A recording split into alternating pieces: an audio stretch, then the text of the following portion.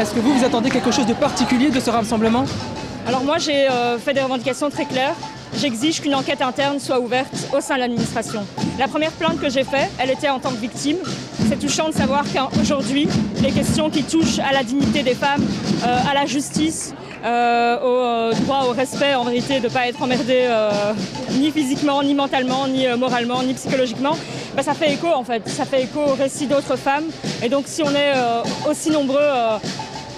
je ne pense pas que ce soit que pour moi. Je pense que c'est parce qu'il y a la nécessité de bouger. Donc ça me rassure aussi de me dire que voilà, aujourd'hui, des choses qui étaient plutôt acceptables il y a quelques années ne le sont plus aujourd'hui. Est-ce que vous attendez quelque chose de particulier de ce rassemblement?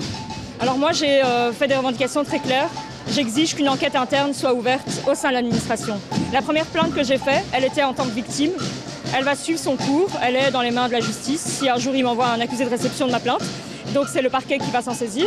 Ce que je demande aujourd'hui, c'est d'ouvrir une enquête interne en tant qu'employeur, en tant que membre du collège. Et de se dire, on ne peut pas juste attendre que spontanément des choses arrivent, il faut pouvoir être proactif. Et donc, dans cette enquête interne, je demande que soient mis en place des actions pour libérer la parole et pour libérer l'écoute aussi. C'est-à-dire qu'on prenne en compte les signalements, on prenne en compte les plaintes, même si elles sont anonymes.